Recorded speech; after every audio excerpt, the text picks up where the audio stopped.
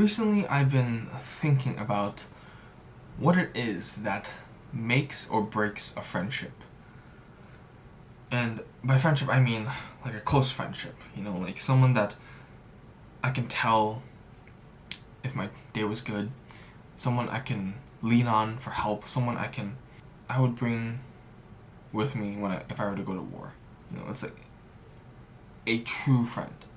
I think that the universal glue for that friendship is trust. And I may be wrong, so feel free to correct me and state your points in the comments below. So, why trust? In order to have a friendship, you must have trust that this person will not hurt you, that this person will help you instead, that you can trust that this person is on your side. Because we've evolved a circuit in our brains that differentiates us and them, friend and foe, ally and enemy.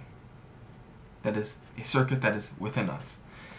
And so without that distinguishment, if a person is a friend or a foe, someone who is trusted versus someone who is not, I think it's extraordinarily hard to be a close friend with someone without that trust.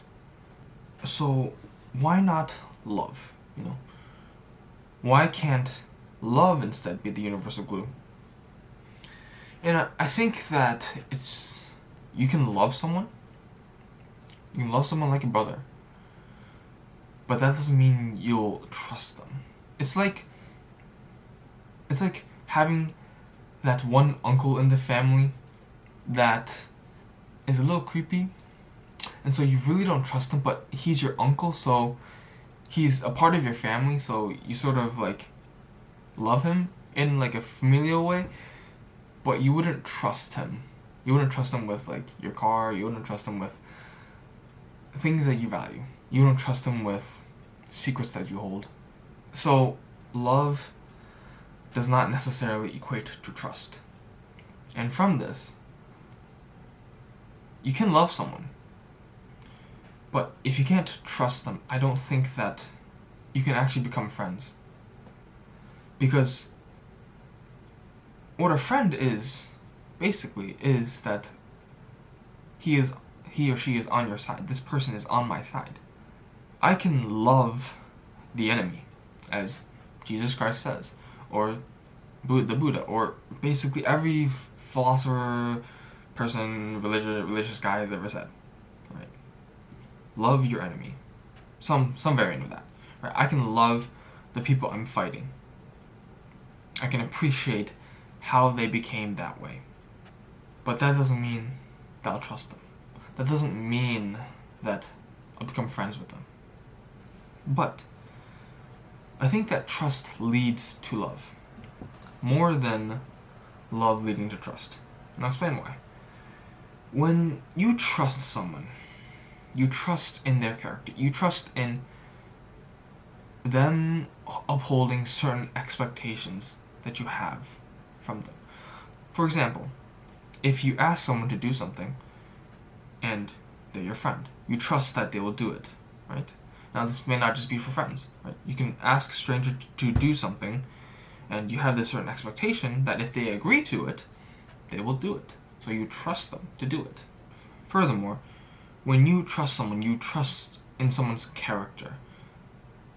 You let them see your vulnerable side, and you also get to see their vulnerable side. Now, of course, there are circumstances that aren't the most balanced. You can share more of yourself to that person, and that person not really sharing much of them to you, which I think that if the balance is too skewed, if you share more than what they share back, the friendship is at risk to be broken.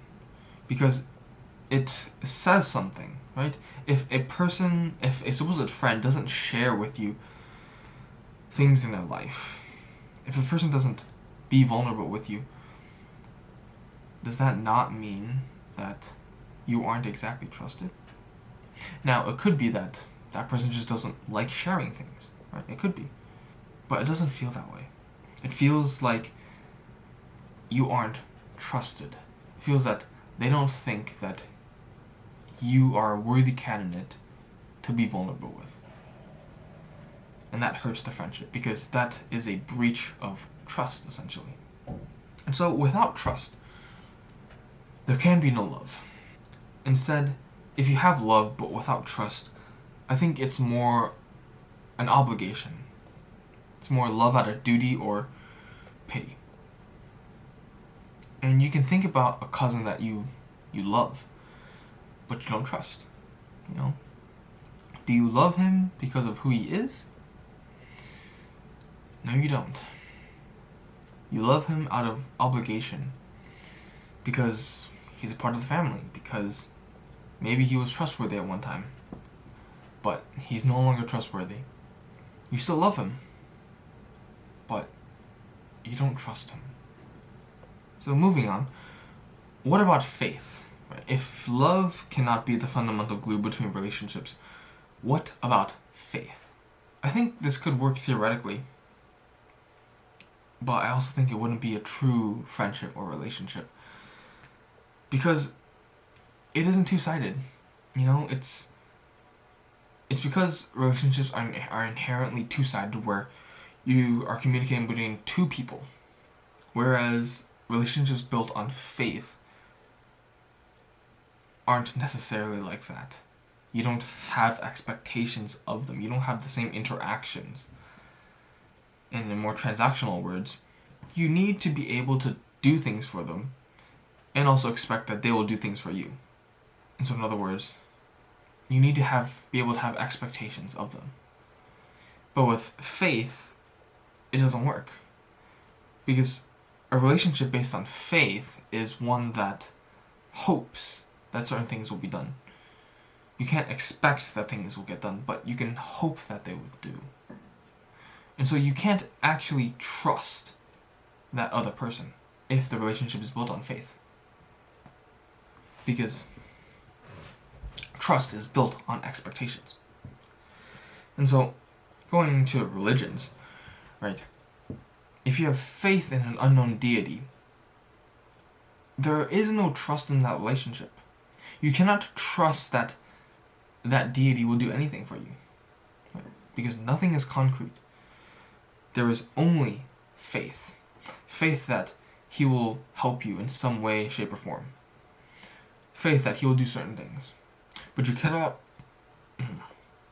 expect that he will do things. And therefore you cannot trust that he will do things. But you can have faith.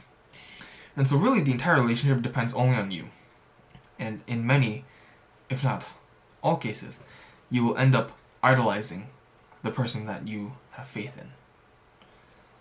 Not because you trust that God is good, but that you have faith that he is. And this leads to religious zealousy, or zealousness. I'm not quite sure which one it is.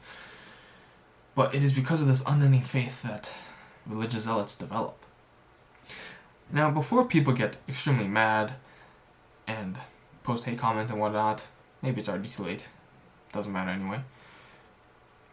I want to explain that there's a difference between trust and faith, because they are sometimes used interchangeably, which I don't quite like.